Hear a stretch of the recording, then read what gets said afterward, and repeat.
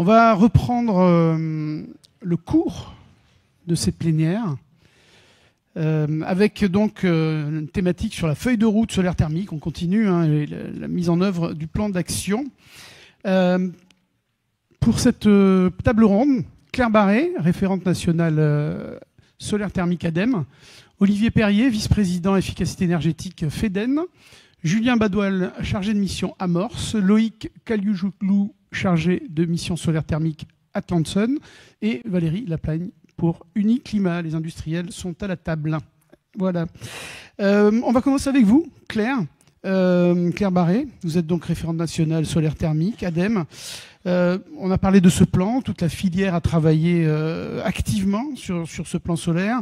Et il y a des outils qui ont été mis en place aussi. Vous allez nous parler de deux outils notamment. On avait parlé déjà ce matin, tout à l'heure, de l'essaimage. Je vous laisse la parole, Claire Barré. Oui, voilà. Bonjour. Vous avez la zapette. Ouais. Super. Okay. Voilà, donc déjà je voulais dire un mot aussi pour remercier l'ensemble des acteurs qui ont participé à l'élaboration de ce plan. Vous avez là l'affichage de tous les acteurs qui ont participé, donc on voit qu'il y a vraiment une grande diversité. Il y a autant des institutionnels que des bureaux d'études, des industriels, des gens, des porteurs de projets, des fournisseurs d'énergie. Donc voilà, on a vraiment un panel très important et tout ce travail n'aurait pas pu se faire sans vous. Et je m'excuse aussi par avance parce que quand on essaye de rassembler tous les logos, il y en a forcément toujours un qu'on oublie. Et donc pour celui qui ne se retrouverait pas, je m'excuse, mais voilà, il y avait vraiment une volonté d'afficher tous les porteurs de projets qui ont participé à ces travaux. Et je vais dire un mot aussi sur peut-être un sujet qui est revenu dans les échanges ce matin sur le sujet de la simplification. Il y a une volonté des acteurs importante de simplifier les choses. Et simplifier les choses, ça ne veut pas dire qu'on va sortir des projets demain. Enfin, il n'y a pas de baguette magique, en fait. C'est ce que je voulais dire. Et je rejoins Patricia sur ce sujet. Mais en tout cas, ces travaux qu'on a faits, ça nous a permis de nous réunir, d'échanger et de mettre sur la table des points de blocage, de s'écouter. Et du coup, il y a vraiment une volonté très importante de ne pas être dans notre tour d'ivoire côté fonds chaleur et de ne pas avoir des dispositifs qui ne répondent pas aux attentes des acteurs. Et donc, peut-être qu'on n'ira pas sur un dispositif complètement simplifié, mais en tout cas, il y a cette volonté d'écoute. Et je remercie d'ailleurs Héliopac qui a fait un travail important avec moi en début d'année sur les CEF, sur les packs solaires, pour faire alors CEF, conditions d'éligibilité et de financement. Voilà, donc on a pris le temps, on a échangé typiquement sur ce sujet-là.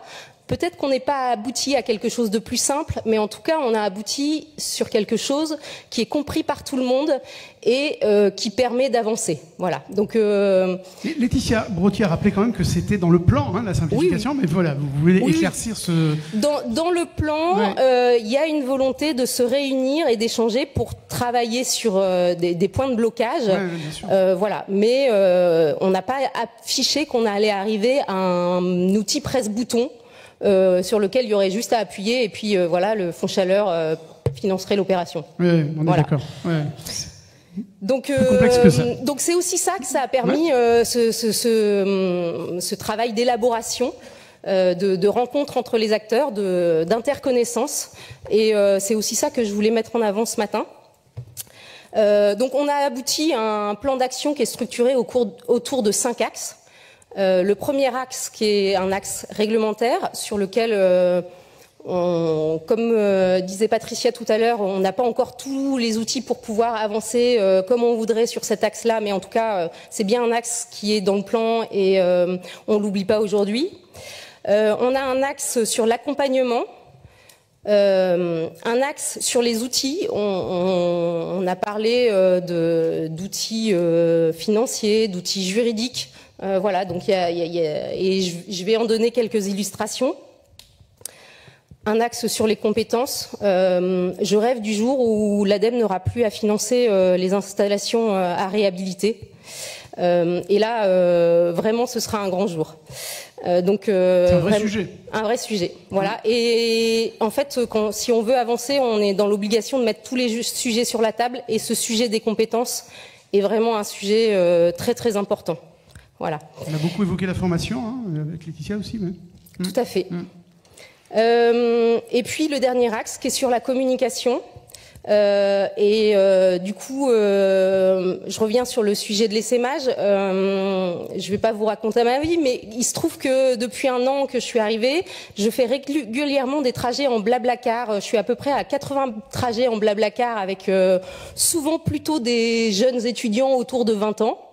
Et donc, vous parlez de ce que vous faites, et donc je parle du solaire thermique. Et sur ces 80 trajets, j'ai une personne qui savait ce que c'était que le solaire thermique.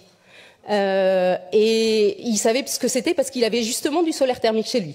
Mais sinon, sur les 79 autres personnes, personne ne savait ce que c'était que le solaire thermique. Et il se trouve qu'en fait, quand vous leur expliquez ce que c'est que le solaire thermique, les gens trouvent ça vraiment génial. Et ils comprennent pas pourquoi ça se développe plus. Enfin, en général, c'est la réaction qu'on a. Donc, en fait, ça montre qu'on a un travail qui est immense, en fait. J'en parlais, pendant le café, on parlait du plan soleil, et je me souviens de Jean-Louis Ball qui évoquait les chauffe-eau solaires thermiques sur RTL à 8h du matin. Et je me dis, aujourd'hui, c'est quelque chose qui n'arriverait pas. Et y a ça aussi, c'est que... Ouais, allez-y. Alors, j'ai eu, il y a pas longtemps, une intervention, il y a la minute sur France Inter. Alors, c'est avant 7h le matin, donc c'est très tôt. Et il y a eu une intervention sur le solaire thermique que j'ai entendue par hasard. Donc, ça peut arriver. Ça peut arriver. Ok, merci, ça me rassure. Voilà. Mais en fait, le but de l'essaimage, c'est de dire, aujourd'hui, on a une technologie qui n'est pas connue. Enfin, clairement, qui est invisible pour le grand public. Et donc, si on veut toucher tout ce grand public, en fait, on va payer. Enfin, ça va être très très compliqué, en fait. Et donc, le principe de l'essaimage, c'est plutôt de toucher une cible, de convaincre cette filière-là de l'intérêt du solaire thermique sur la filière. Donc, clairement, on va privilégier des filières qui ont des besoins en chaleur en période estivale et des besoins sur des régimes de température qui sont compatibles avec le solaire thermique. Et il y en a plein. Hein. Les EHPAD, des campings, les piscines. Enfin voilà, voilà. Donc on va travailler avec ces acteurs. On va leur montrer des projets qui fonctionnent. Parce qu'on a besoin de les convaincre, et on a des projets qui fonctionnent sur ces filières-là. On a des très beaux exemples, et Loïc va se faire un plaisir d'illustrer tout ça tout à l'heure. Donc je vais pas aller plus précisément, mais en fait, on a un besoin d'efficacité parce que les moyens qui sont à notre disposition sont quand même limités, et donc on a besoin de cibler sur ces filières pour avancer et pour faire sortir concrètement des projets, parce qu'aujourd'hui on a besoin de ça. Moi je déjeunais ce matin avec Sirius qui me disait nous on a besoin de continuité dans les projets, on a besoin d'avoir des projets qui sortent, quoi, parce qu'aujourd'hui on fait 2 projets et puis plus rien, et puis on attend les suivants, quoi. Voilà. Donc c'est tout l'intérêt de ce sujet de travail d'essaimage, et puis c'est aussi de gagner en efficacité, d'avoir peut-être des installations qui sont optimisées pour la filière en question, de pouvoir optimiser les coûts aussi. Quand vous faites une installation solaire thermique, vous payez le transport pour une installation. Si vous en faites 10, vous payez le transport une seule fois. Donc voilà, il y a cette recherche d'efficacité qui pour moi est vraiment un sujet important.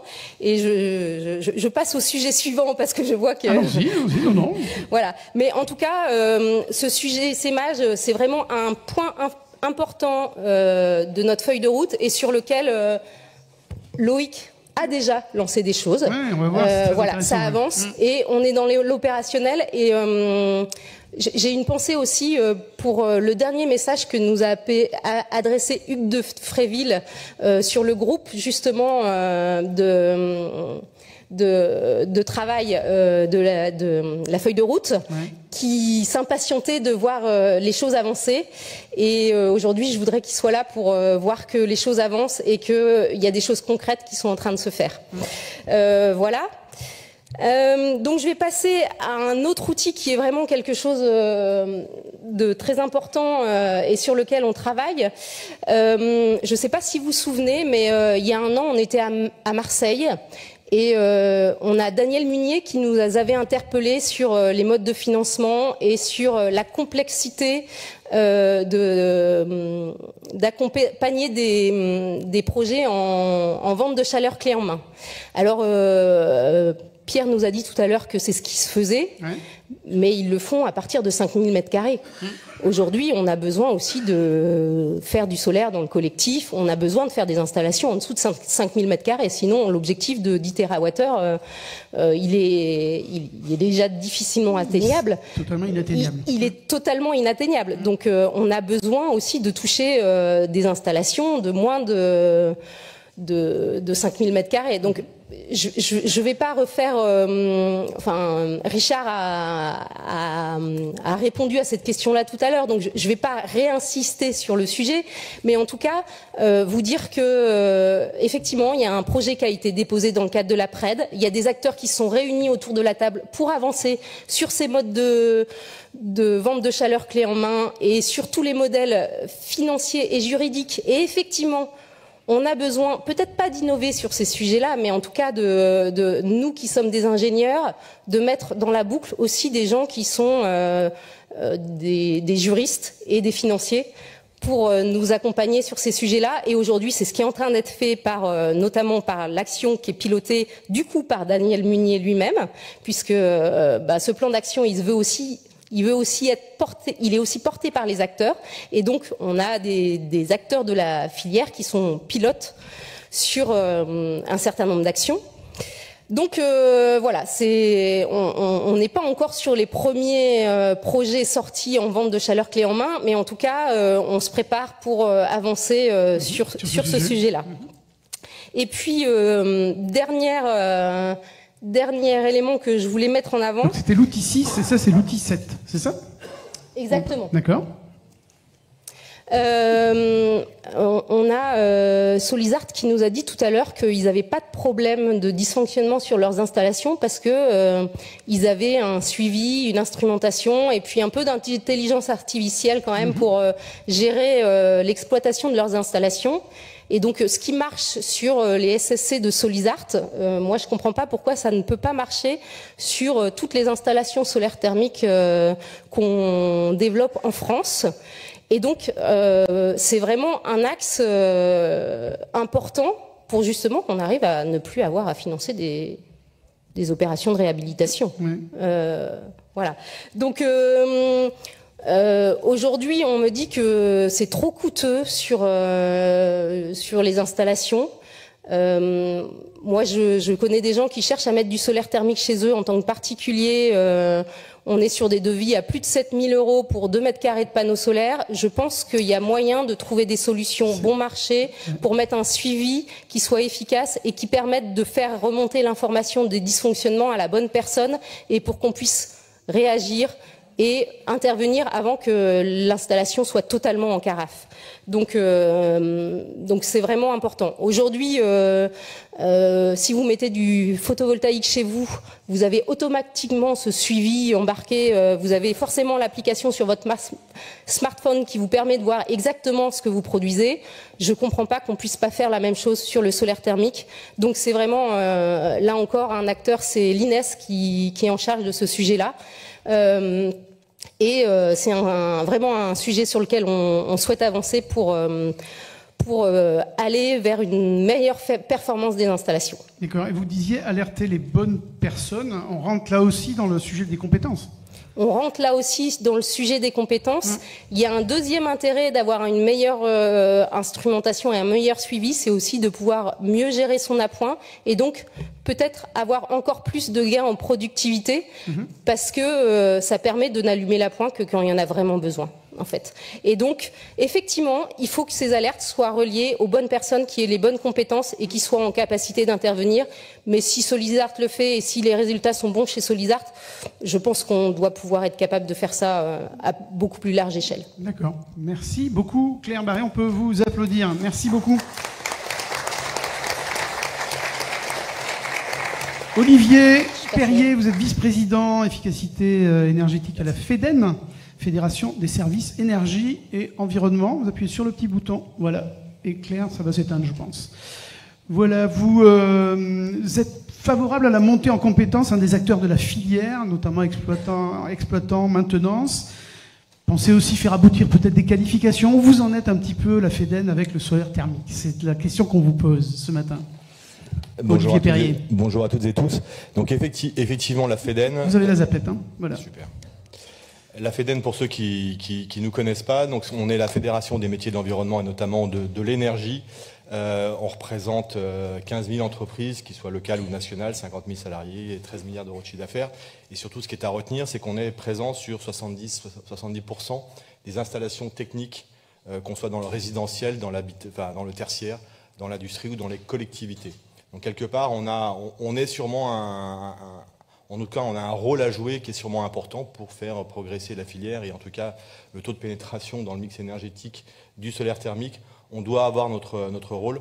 Moi, je représente un des 6 syndicats qui est un des plus importants, qui est FEDEN Efficacité Énergétique, anciennement le SNEC. Ouais. Voilà. On est actif sur deux grands pans, finalement. Le consommer moins et le consommer mieux.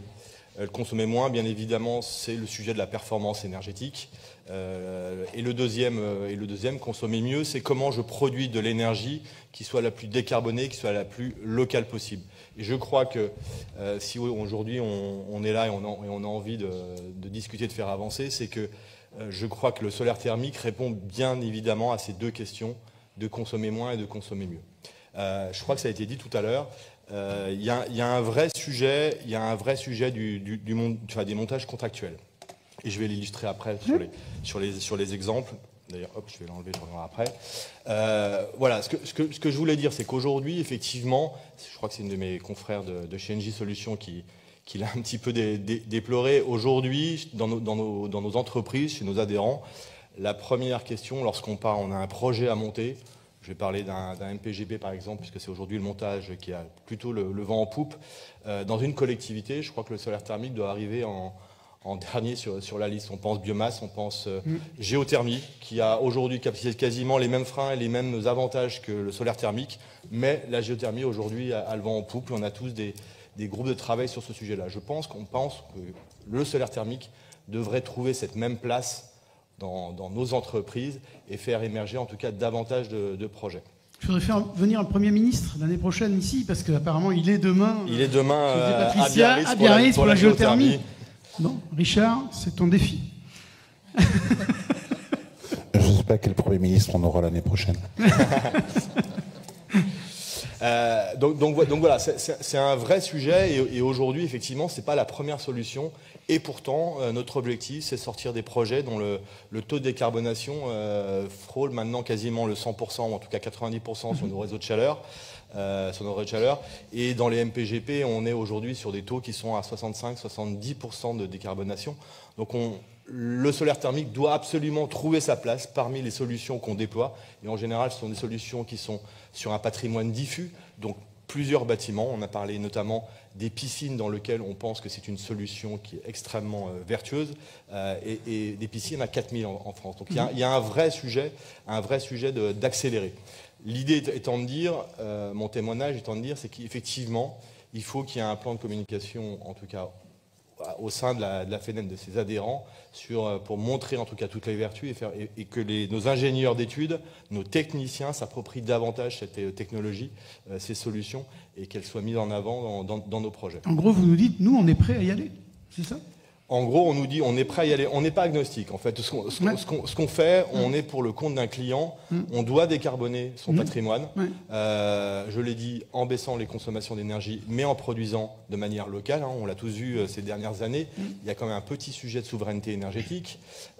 Et quand on dit souveraineté énergétique, il y a aussi un sujet de facture énergétique pour l'ensemble des consommateurs, qu'ils soient quelque part collectifs ou individuels. Et consommer local, c'est un vrai sujet. L'autre petit point que je voulais mentionner, c'est qu'un des freins du solaire thermique, mais que pourrait être aussi sur la géothermie, hein, c'est le même sujet, c'est quelque part ce côté compétitivité par rapport à des solutions gaz qui sont très simples à déployer et qui aujourd'hui coûtaient pas cher. Alors le gaz, effectivement, a eu un énorme pic comme l'électricité. Il est redescendu, et je ne sais pas si vous le constatez, mais nous, on a eu des tonnes et des tonnes de projets de décarbonation. Et puis depuis que le gaz est redescendu, il n'y en a plus. Il n'y en a plus. Enfin, en tout cas, on en parle, on est hyper intéressé, mais on ne signe plus. Ce qu'il faut avoir en tête, c'est qu'effectivement, le gaz a baissé. D'abord, il reste toujours 2 fois plus élevé qu'avant la crise Covid, je le rappelle.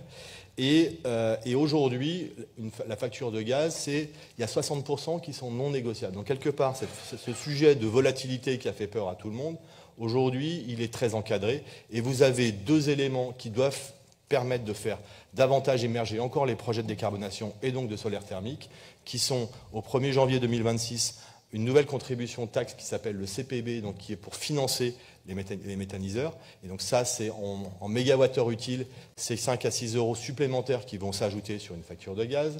Vous avez en 2027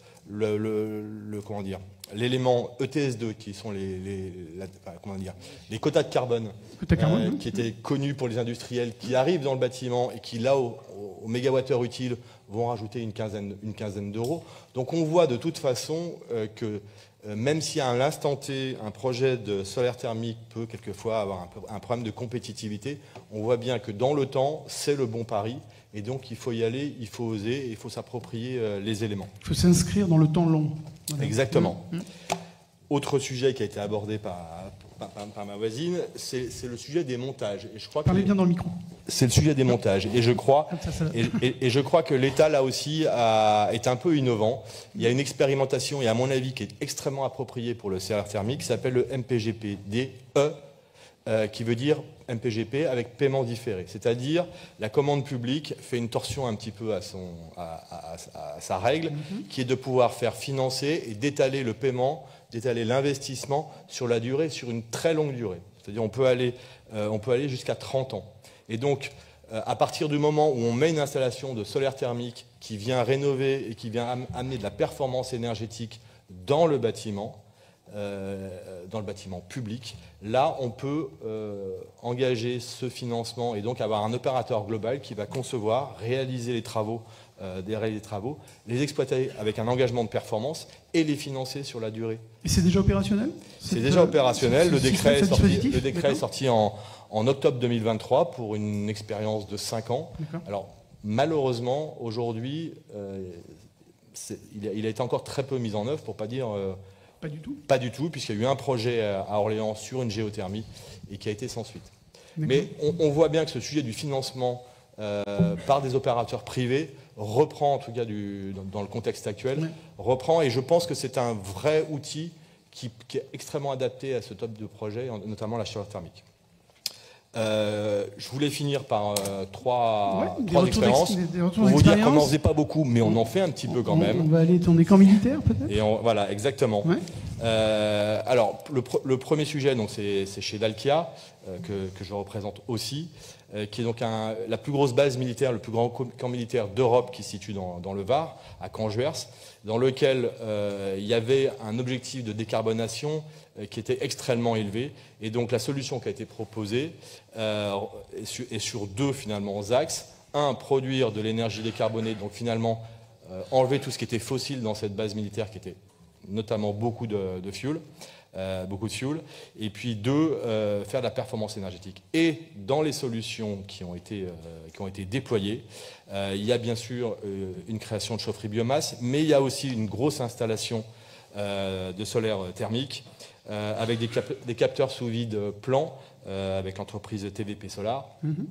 Donc 3250 m² de panneaux installés, avec là aussi du stockage d'énergie associé à cette installation, et puis création d'un réseau de chaleur.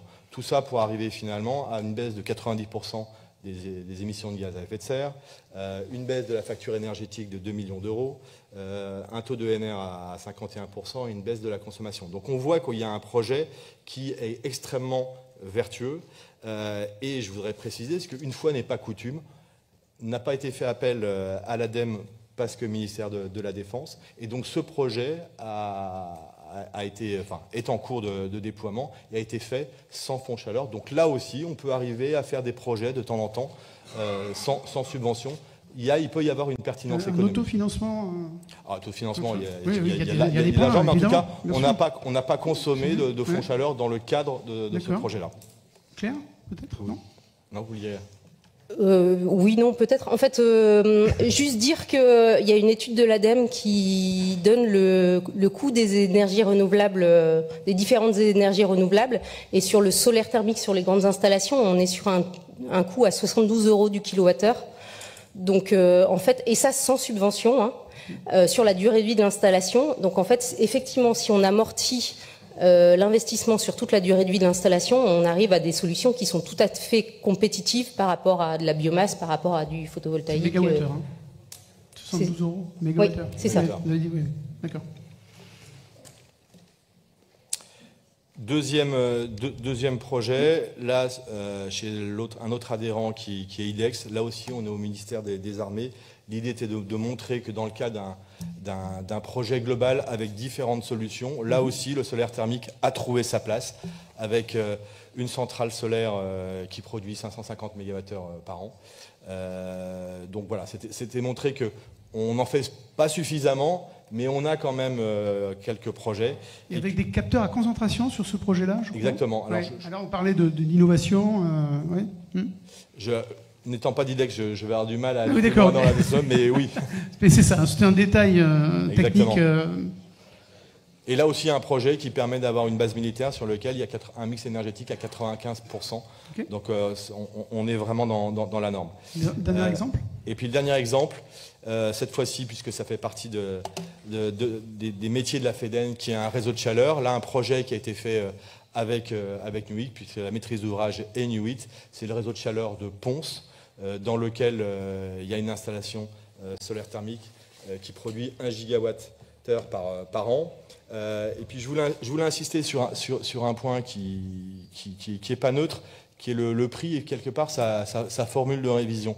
On sort finalement à un prix, alors c'est en 2021, donc un prix initial de 45 € le mégawattheure, ce qui est extrêmement compétitif par rapport à ce qu'on connaît aujourd'hui.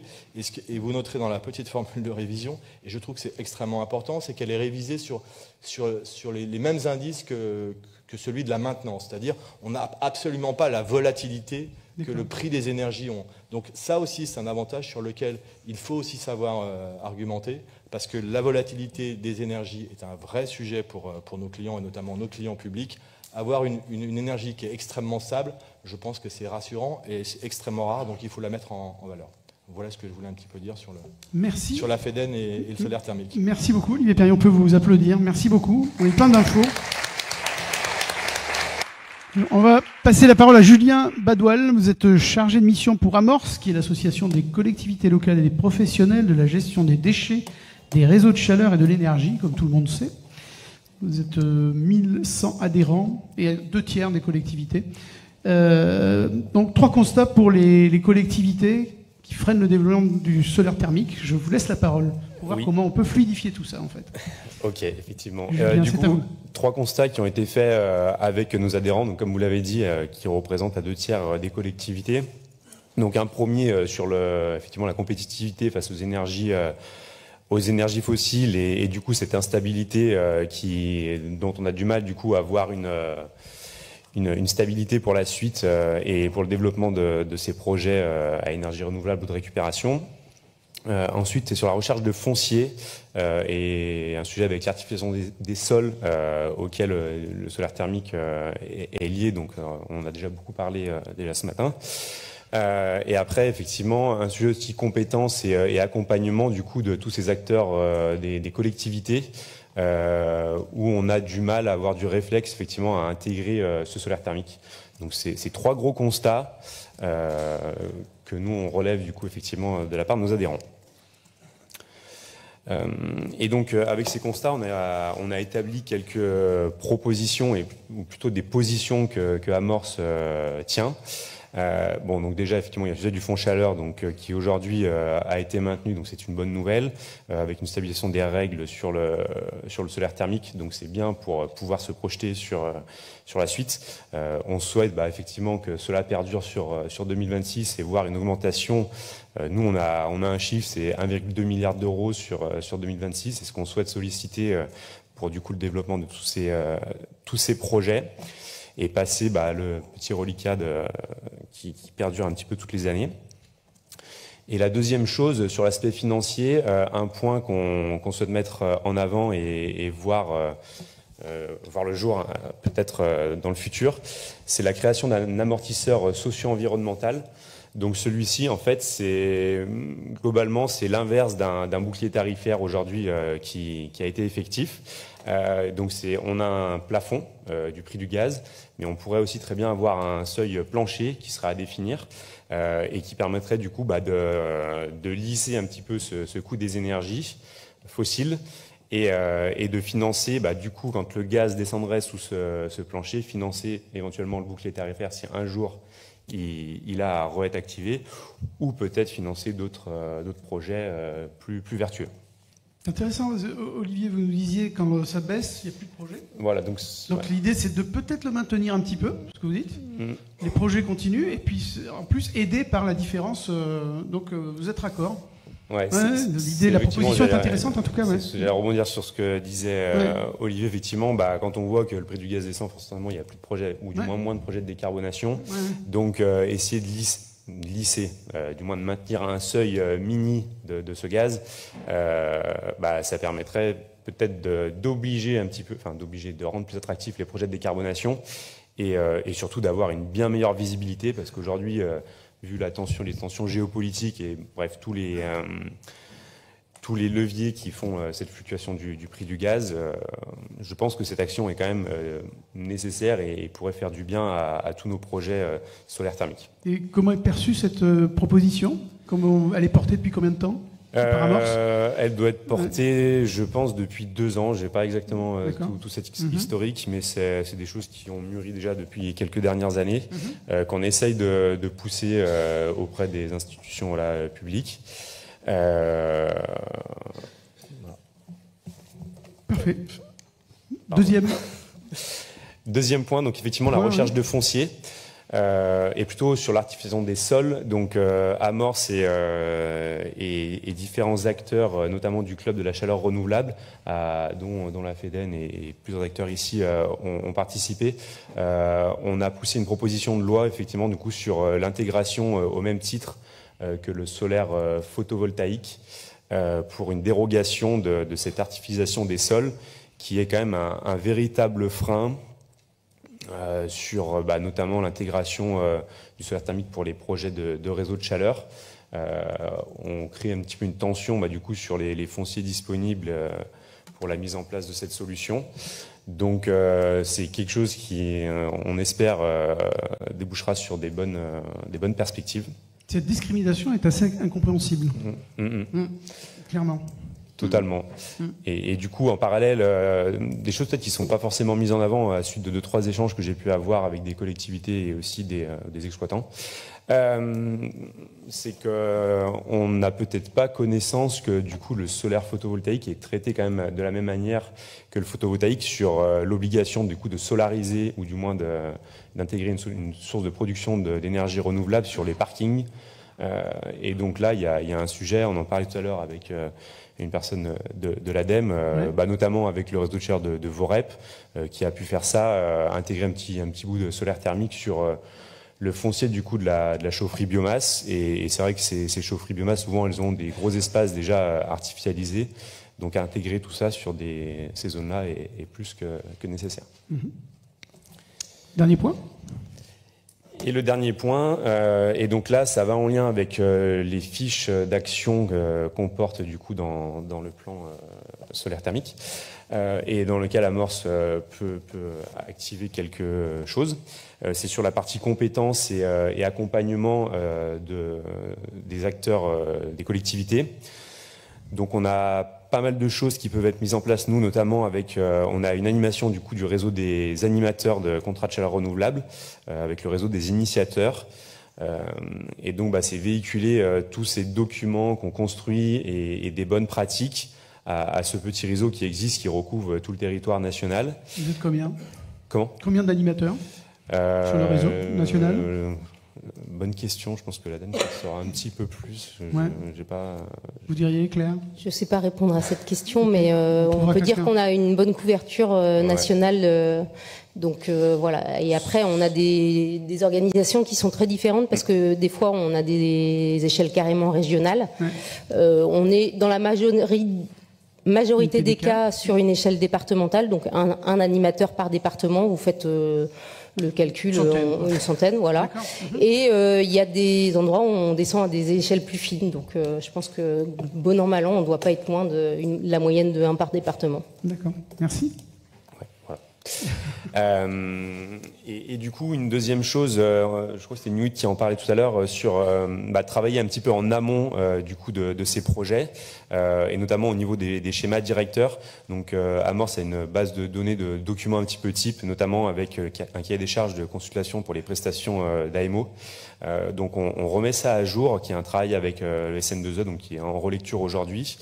La même chose sur le schéma directeur, et donc ces documents qui sont remis à jour et dans le but du coup d'intégrer des solutions alternatives à la biomasse, donc solaire thermique, chaleur fatale, géothermie. Et l'idée est d'apporter des éléments pour construire toutes ces choses-là aux acteurs, aux porteurs de projets. Donc c'est des documents qui sont en rédaction, en relecture, pour être republiés très prochainement. Et voir éclore du coup de futurs beaux projets. Donc on a beaucoup de documents, notamment une note solaire thermique qui est remise à jour également aussi, qui datait de 2011. L'idée est de véhiculer aussi les bonnes pratiques, que ce soit sur la création, sur l'exploitation, sur les différents modes de financement. Donc c'est synthétiser tout ça pour donner tout ça à nos adhérents, les collectivités qu'on rencontre, et qu'ils aient tous les bons éléments. On a vraiment l'impression que le savoir-faire est là, mais que le faire savoir est beaucoup plus compliqué, en fait. Ouais, exactement. Ouais. Et surtout la communication, parce qu'on a beaucoup de choses disponibles, que ce soit nous, que ce soit d'autres acteurs, et l'idée est de les regrouper et de les donner aux bonnes personnes pour lancer tous ces projets. Ok. Merci beaucoup. Merci, Julien. On peut vous applaudir. Merci. Et vous faites le lien parfaitement avec Loïc Cayul-Joglou, chargé de mission solaire thermique pour Atlanson. On parlait avec Claire de filières. Vous faites, vous, un gros travail sur les filières, sur les professionnels. Et justement, faire savoir, c'est un peu votre obsession chez Atlanson. Et puis, on remarque que quand on en parle, ça marche. Je vous laisse décliner votre présentation, Loïc. Oui, merci. Alors, merci pour l'invitation à intervenir justement sur cette conférence. Donc effectivement, Atlanson, on est une association qui représente les acteurs de la filière solaire, photovoltaïque et solaire thermique en Bretagne et Pays de la Loire. Et donc on a été sollicité avec grand plaisir pour contribuer sur le pilotage de l'action Outil 3 dans le cadre du plan national solaire thermique, donc qui a été introduit par Claire tout à l'heure, qui est une action qui nous tient à cœur côté Atlanson, parce qu'on pense que c'est une action qui est nécessaire pour pouvoir, d'un point de vue communication, faire de la preuve par l'exemple, et aussi aider les secteurs d'activité concernés qui sont pertinents pour le solaire thermique. On a parlé, le solaire thermique c'est pertinent quand on a des besoins de chaleur en phase estivale, et donc de faire du développement sur ces secteurs d'activité concernés.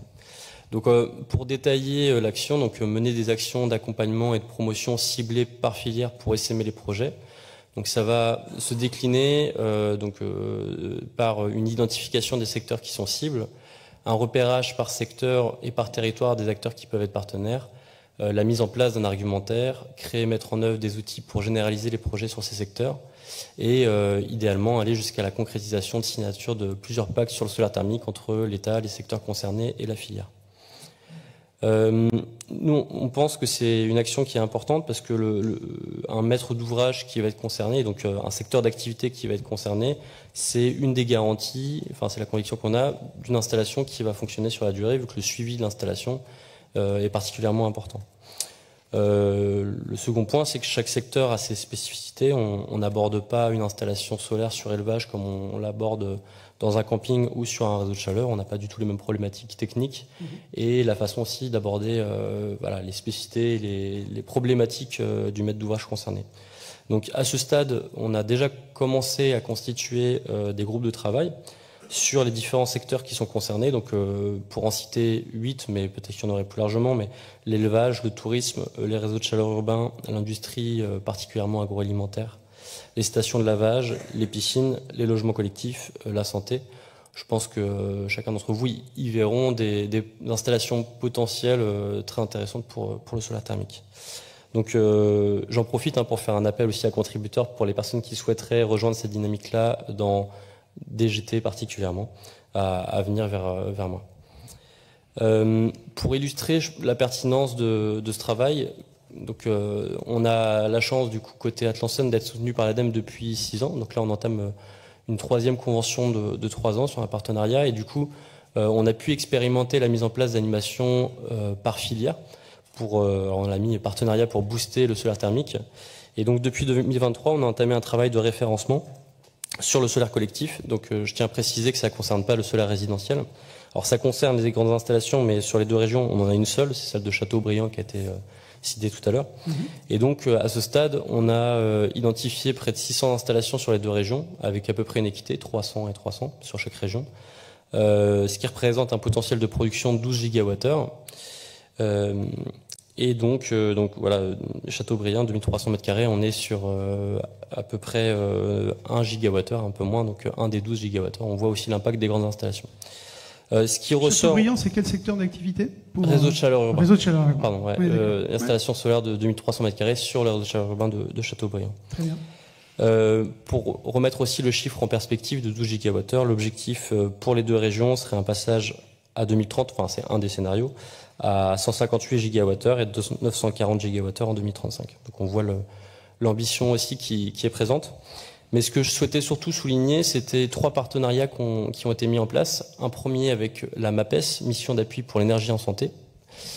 Un second avec le GIE Élevage en Bretagne, donc groupement d'intérêt économique breton, et l'Union bretonne de l'hôtellerie de plein air sur les campings. Alors je ne vais pas détailler, mais c'est cité la façon dont les partenariats ont été développés. Je pense qu'on peut souligner en tout cas l'appui et la pertinence du financement d'une animation dédiée sur l'élevage et sur l'hôtellerie de plein air avec donc les postes actuels de Jeanne Lichou et de Mathilde Rafalin. Mais ce qui ressort, c'est que j'ai présenté donc les typologies d'installations qu'on peut avoir sur chaque région, Bretagne et Pays de la Loire. Et il en ressort dans les traits épaissis, vous allez voir là où nous avons les 3 partenariats qui sont ciblés. En Pays de la Loire, en santé, on a 142 installations. En Bretagne, on en a 45, donc 3 fois moins. Sur l'élevage, on en a 54. En Pays de la Loire, on en a 20. Et en Bretagne, on a 46 sur l'hôtellerie de plein air, contre 20 en Pays de la Loire. Donc on voit l'intérêt et la pertinence qui poussent justement ce développement, en sachant qu'on a quand même une inertie et les projets qui ont été initiés il y a 3 ans sortent potentiellement l'année dernière ou aujourd'hui, et que il y a un temps de développement qui est latent. C'est plus du simple au double. C'est-à-dire que quand on fait une action ciblée sur une filière, ça marche. C'est ce que vous êtes en train de dire. C'est ce qu'on défend côté Atlanson. Ouais, c'est ça, ouais. Et donc, Claire, allez-y. Ouais.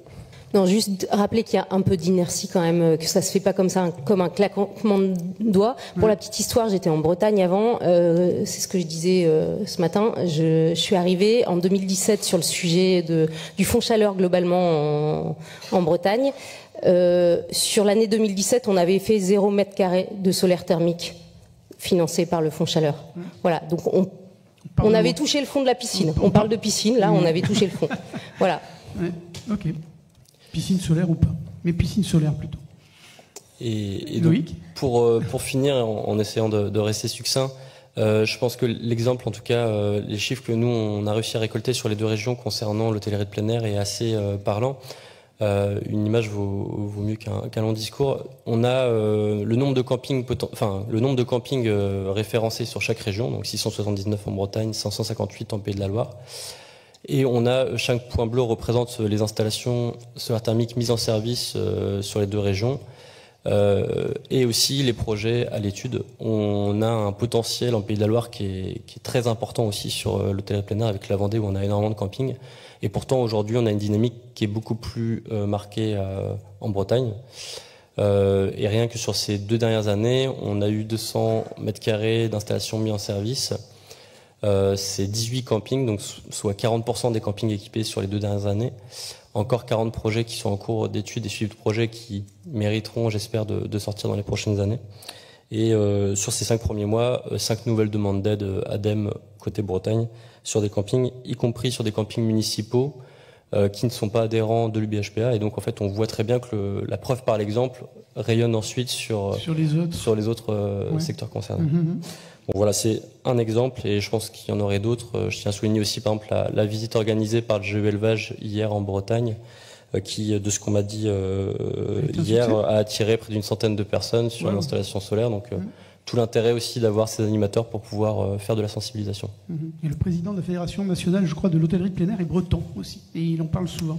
Oui, au camping de Moulin de Candizac qui a été équipé cette année. Et je l'ai rencontré à Canet-Plage, du côté de chez moi, à Perpignan, avec la ministre de la Culture, parce qu'ils ont lancé l'été culturel, avec Rachida Dati. Et croyez-moi, à chaque fois qu'il va quelque part, il parle de solaire thermique. C'est aussi un super ambassadeur. C'est comme ça, en fait, ça marche. C'est avec des gens... Merci beaucoup. Alors moi, on parle beaucoup d'essaimage, et à Thomson, comme ça, il y en a un petit peu partout dans les territoires où...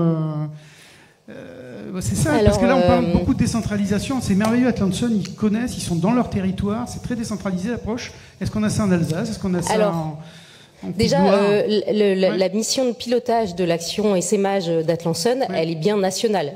L'idée, c'est pas d'essaimer uniquement en Bretagne, Pays de la Loire. Donc déjà, ça c'est une première chose. Et ensuite, on a une action qu'on n'a pas détaillée ce matin, qui est une action accompagnement. L'objectif de cette action, c'est aussi de s'appuyer sur les moyens existants. On sait que l'argent public aujourd'hui, il est rare, donc il faut vraiment s'appuyer sur les moyens existants. Donc il y a l'ambition de former les CCRT, les CCI, voilà, les acteurs qui sont déjà en place. Et effectivement, on a besoin d'animateurs régionaux.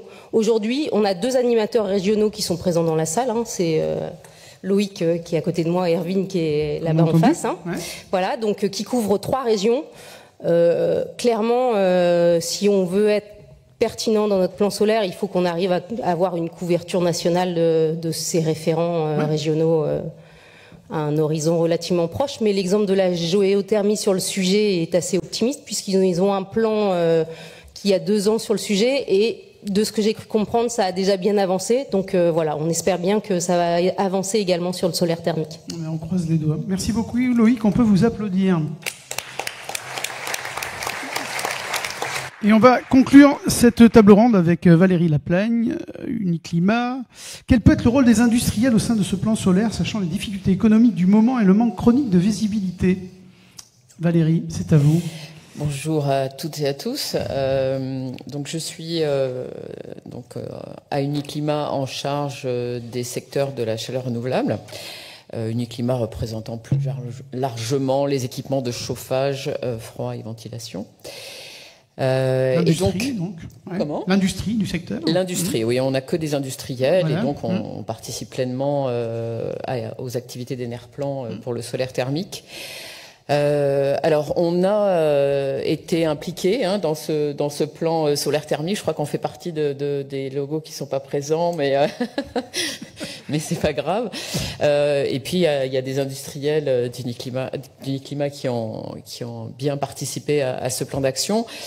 Les industriels, ils sont bien sûr impliqués de base sur les différents volets de ce plan, que ce soit sur les aspects réglementaires pour proposer des actions, des ajustements nécessaires, mais également sur les outils, sur tout ce qui est compétences.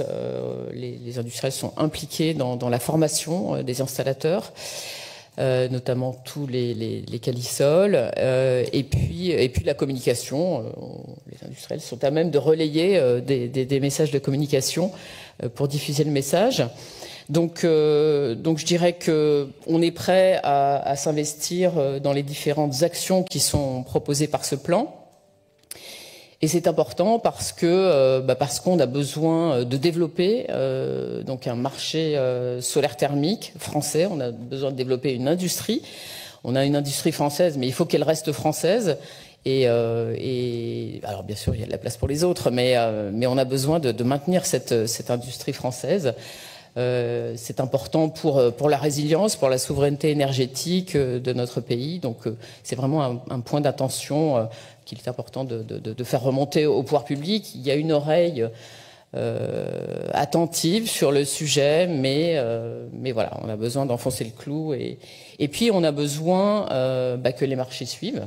Et là, il y a un hic.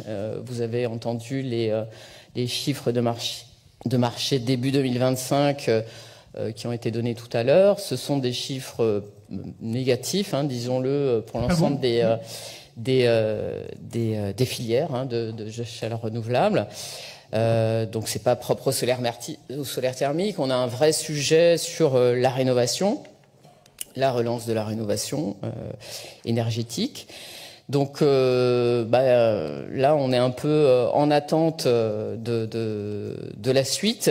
Il y a eu des avancées positives. Vous savez tous que les monogestes dans MaPrimeRénov' ont été maintenus, donc grâce à la mobilisation de l'ensemble de la filière, et on peut s'en féliciter. Alors ça a du sens parce que les monogestes, ce sont ceux qui, lorsqu'ils sont appliqués au changement de dispositif de chauffage, sont efficaces, rapides et plutôt moins coûteux que le reste. Donc le fait qu'on ait un maintien là-dessus, c'est une vraie reconnaissance de l'efficacité de ces monogestes. Ensuite, pour ce qui est de relancer ce marché de la rénovation, on a des solutions. On a des solutions à la fois, alors je parlerai de solutions techniques peut-être un peu après, mais en tout cas on a des solutions pour faire que ces dispositifs fonctionnent mieux.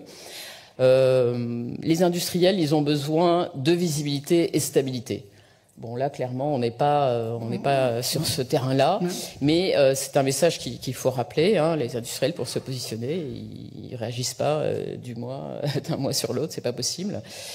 Et donc pour assurer cela, il y a déjà des propositions qui ont été faites dans un document, un communiqué de presse qui a été fait en mai, là, avant l'annonce de l'arrêt de MaPrimeRénov'. Voilà. Donc dans ces propositions, elles ont été signées par Uniclimat et également par Enerplan et d'autres filières. Dans ces propositions, il y a des actions pour à la fois simplifier et renforcer les contrôles. On voit qu'il y a un sujet sur la fraude. On a été depuis le début acteurs pour dénoncer ces fraudes et proposer des actions pour les limiter. Donc il y a encore des choses à faire là-dessus, mais aussi simplifier parce que ces dispositifs, MPR, C2E, etc., ça s'ajoute. C'est compliqué pour les entreprises. Donc il y a un vrai enjeu de simplification sans aller avec une baisse des contrôles, bien sûr. On a aussi un sujet dans cette rénovation de la rénovation par étapes. Parce que faire de la rénovation d'ampleur, c'est compliqué. Ça coûte cher, mais c'est aussi compliqué. Donc, les deux associés, on a vraiment besoin de faire reconnaître une rénovation par étape qui est un objectif de rénovation d'ampleur à terme et d'ajuster les dispositifs en conséquence. Donc là, on est ouvert à travailler dans ce sens. Et puis, on a également dans les propositions le fait d'avoir des outils financiers aussi. On en a beaucoup parlé, ça a été évoqué, mais plutôt pour le collectif ou les grandes installations, mais sur l'individuel aussi. Il y a un sujet du reste à charge. Que ce soit surtout pour les ménages modestes, mais aussi pour tout l'ensemble des ménages.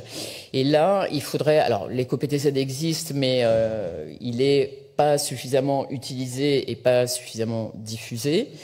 porter. Donc, il y a besoin de trouver cet outil financier qui permette d'avoir des prêts bonifiés, garantis et qui couvrent le reste à charge et qui aussi allège probablement le budget de l'État sur les aides directes. L'éco-conditionnalité des aides aussi, peut-être ? Est-ce que c'est un sujet ? Alors ça, c'est un sujet qui n'est pas effectivement qui n'est pas encore abordé et qui n'a peut-être pas vocation à l'être sur le solaire thermique, mais qui est abordé sur le thème le secteur des pompes à chaleur. Alors ça devient maintenant des questions de résilience.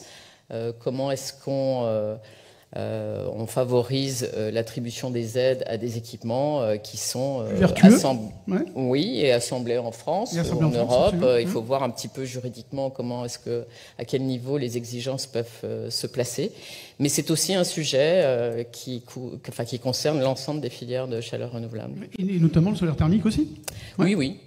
Alors on a peut-être moins d'imports, encore que les questions peuvent se poser, je pense, à terme, d'import hors européen de capteurs solaires thermiques. D'accord. Vous avez un regret aussi, vous m'avez dit, je vais en parler, c'est que le solaire ne soit pas plus porté par les acteurs du gaz. Alors, il y en a peut-être dans la salle. Alors, qu'est-ce que vous voulez dire par ça ? En fait, le solaire thermique, n'est pas porté par aucun énergéticien, quoi. Hein. Donc, c'est un peu ou pas assez.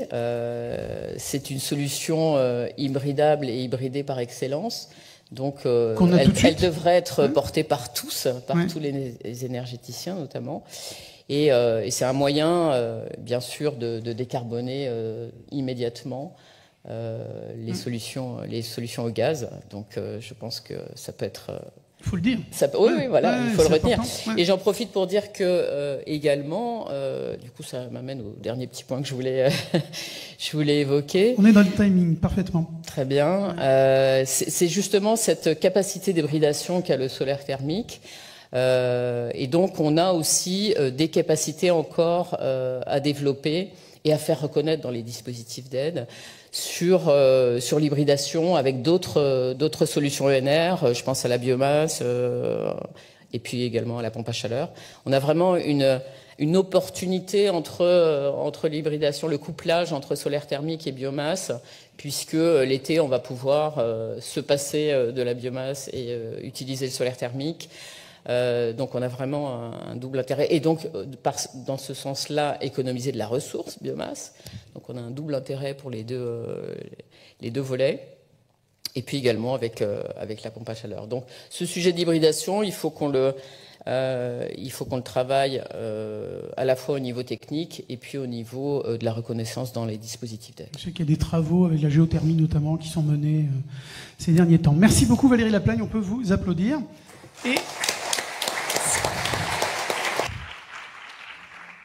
Et on va passer aux questions-réponses. Alors, questions rapides, réponses rapides.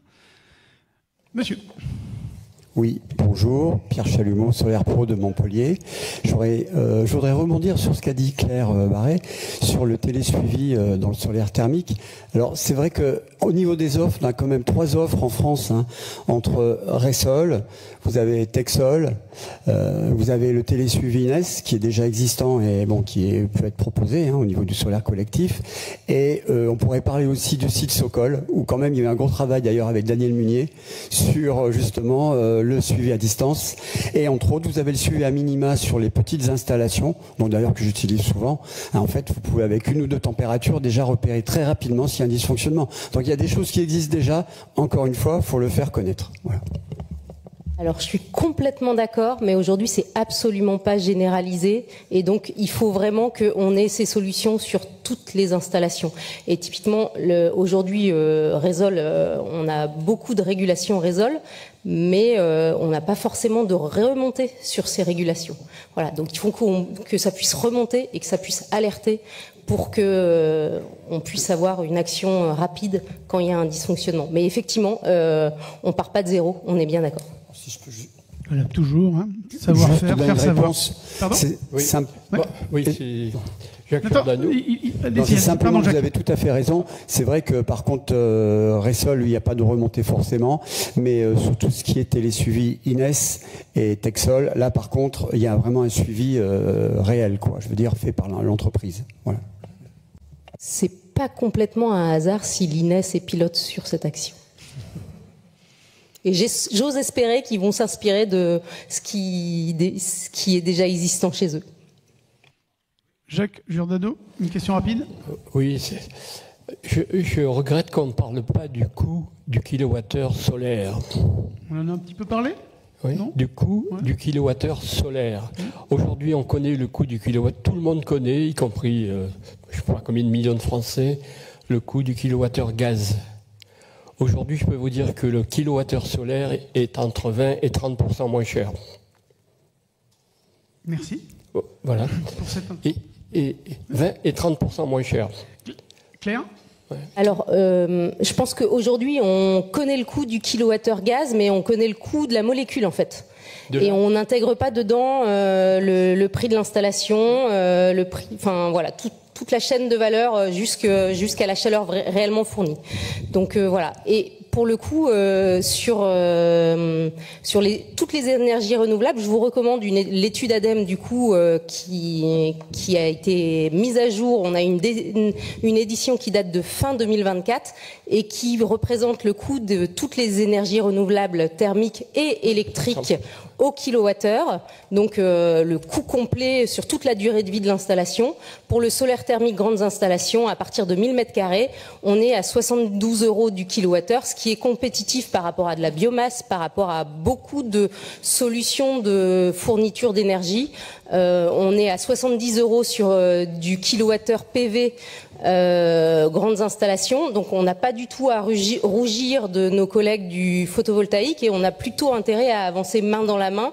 Ils sont dans la tourmente actuellement côté photovoltaïque. Je pense qu'on aurait un intérêt à avancer main dans la main pour défendre globalement le solaire avec une priorisation du solaire thermique quand on est à proximité de besoins de chaleur, parce que pour le coup on a des besoins en surface qui sont 2 à 3 fois inférieurs pour du solaire thermique et du PV là où il n'y a pas de besoin de chaleur.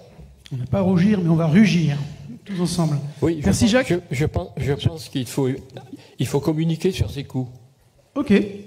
Hein, parce que les vendeurs de gaz n'hésitent pas à montrer leurs tarifs. C'est vrai. Et nous voyons que nous sommes très compétitifs. Très compétitifs. Merci. Et donc en fait, on travaille pour faire quoi? Pour vendre des kilowattheures de solaire. Donc, si on est compétitif, il faut le dire. Merci beaucoup pour cette remarque, Jacques Giordano. Monsieur ? Oui, bonjour, Alix Ridel, Société 110 degrés. Moi, j'ai une question pour Olivier Perrier. L'année dernière, Marion Letry avait évoqué la création d'un fonds de garantie ou une garantie pour la chaleur fatale, qui pourrait ensuite être étendu au solaire thermique, et on n'entend plus trop parler, donc je venais aux nouvelles. Voilà. Olivier, c'est pour vous. Alors, le sujet est toujours sur la table, mais pour l'instant, il est toujours en discussion. Je ne sais pas si vous avez d'autres éléments pour compléter, mais voilà, il n'est pas enterré, il est extrêmement important, et on le sait, on a beaucoup de projets de décarbonation qui sont assez liés à ce sujet-là, en tout cas qui pourraient se débloquer. Les discussions sont en cours, je pense que tout le monde y voit un intérêt. Maintenant, effectivement, le mécanisme n'est pas simple à déployer, donc voilà. Merci. Je ne peux pas en dire plus, malheureusement. Merci beaucoup. Olivier ? Oui, c'est juste deux petites précisions. C'était 60-70 € du mégawattheure ou 6 centimes d'euros du kilowattheure. Et l'étude ADEME, j'aurais une question. Quand est-ce qu'elle sera mise à jour? Parce que le tarif de l'électricité et du gaz, c'était 2022 et qui bénéficiait du bouclier tarifaire. Aujourd'hui, il a déjà très fortement augmenté. Du coup, quand est-ce que l'étude sera réactualisée? Alors, je permets de prendre la parole. C'est une étude qui est réactualisée tous les 2 ans avec une méthodologie. J'ai bien en tête le sujet sur le coût de l'électricité et du gaz que l'on souhaite maintenir dans la durée avec tous les biais introduits parce que forte évolution récente, notamment électricité et gaz. Voilà, juste pour vous dire que cette méthode, on souhaite faire en sorte qu'elle soit maintenue dans le temps pour faire en sorte que les différentes éditions des études soient comparables entre elles. Voilà pourquoi ces différents choix qui ont été faits. Et c'est une étude qui a vocation à tous les 2 ans reproduire cette méthodologie pour actualiser les coûts. En essayant effectivement d'avoir un moins grand décalage entre le moment où est fait l'étude et la donnée de référence qui est utilisée, notamment sur les prix du gaz et de l'électricité. Il y a une date de publication prévue de l'étude ? Ce sera une publication début 2027. D'accord, ok, merci. Une autre question, une dernière question peut-être ? Non ? Ouais. Bonjour, Pierre Morand, de la société Eneria. Je n'ai pas entendu parler de syndicats départementaux d'énergie. Alors il se trouve que c'est souvent eux qui portent les projets de réseaux de chaleur. Nous, on en a approché un certain nombre, et c'est vrai que lorsqu'on leur parle de solaire thermique, souvent ils n'en ont pas entendu parler. Alors eux nous renvoient généralement au bureau d'études qui les conseille, mais dans une optique de faire connaître le solaire thermique, en particulier sur des grandes installations, donc adaptées à du réseau de chaleur, c'est vraiment deux cibles importantes, à la fois les syndicats départementaux d'énergie et les bureaux d'études qui les conseillent. Qui veut... Claire ? Alors, j'ai parlé tout à l'heure des contrats chaleur renouvelable et notamment de tous ceux qui sont à l'échelle départementale. Et en général, il n'y a pas de hasard quand c'est à l'échelle départementale, c'est parce que c'est porté par le syndicat d'énergie. Et donc, il y a un déficit de formation aussi de ces acteurs-là, on le reconnaît. On a contractualisé un marché pour faire monter en compétence tous ces acteurs-là. Et donc, les premières formations vont avoir lieu à la rentrée, là, en septembre. Et c'est pas encore programmé, mais en tout cas, on a contractualisé pour avoir une dizaine de sessions pour faire monter en compétence ces acteurs d'ici un an. Merci. Gaël Parins, dernière question. Alors non, ça va être une information qui est pas réjouissante. Nous avions donc le SDEPA qui s'est transformé en territoire énergie, où ils avaient mis quelqu'un pour le solaire thermique. Et bien, il arrête après-demain. Et il n'y a plus personne. Voilà. Alors 3 ans pour lancer le solaire thermique sur les collectivités, tout ça, c'est long. C'est vrai que les résultats, ils vont pas mener tout de suite. Mais ils ont abandonné au premier contrat de 3 ans. Au 1er juillet, il n'est plus là. Il n'y a pas de reconduction de contrat? Ah non, surtout pas. Non, là, c'est une honte. Je ne sais pas comment il faut faire. Laetitia Brottier, peut-être? Non, pardon. Oui, allez-y, monsieur. Peut-être du coup pour compléter et parler de syndicat d'énergie, Vincent Espinaste, Acté. On en reparlera cet après-midi avec AWAM, mais simplement pour dire, il y a toute la partie animation chaleur renouvelable qui est faite par l'ADEME et les animateurs animatrices Cote ou Fonds Chaleur. Nous, Acté, on finance et on accompagne les économes de flux. Et puis, il y a le grand réseau national CART avec les conseillers en énergie partagée de l'ADEME notamment. L'idée pour nous aussi, c'est de faire monter en compétences et en connaissances tous ces acteurs à des échelles, comme le disait Claire, départementales, régionales, pour mener à bien la création de ce type de projet. Et ça a été beaucoup dit ce matin, mais c'est des projets de temps long avec un fort besoin de sensibilisation et d'accompagnement. Donc voilà, on peut aussi compter sur Acté là-dessus.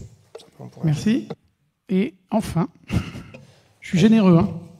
Pardon, juste pour compléter, je pense qu'au même titre qu'il y a un besoin d'avoir une visibilité sur le fonds chaleur, les animateurs chaleur renouvelable, ils ont également besoin de visibilité. Effectivement, c'est des contrats de 3 ans. Et là, l'exemple qui est donné, c'est que du coup, le contrat il s'arrête. Et puis du coup, l'animateur qui est monté en compétence, il disparaît. Et du coup, c'est des difficultés pour que la filière elle se développe vraiment. Et voilà, c'est juste un point d'alerte et d'attention, effectivement. C'est un gâchis. Comment ? C'est un gâchis. C'est un gâchis, effectivement. Ouais. Pour employer le mot. Et donc, pour finir ? Oui, donc moi je travaille pour un syndicat d'énergie, celui de la Dordogne. Donc on a notre CCRT qui a duré 3 ans et qui est renouvelé pour 4 ans. Donc tous nos animateurs restent, on continue l'aventure. Et le solaire thermique, nous on l'exclut jamais. Et on y pense souvent. Après, comme on disait, c'est beaucoup les élus qu'on a en face de nous.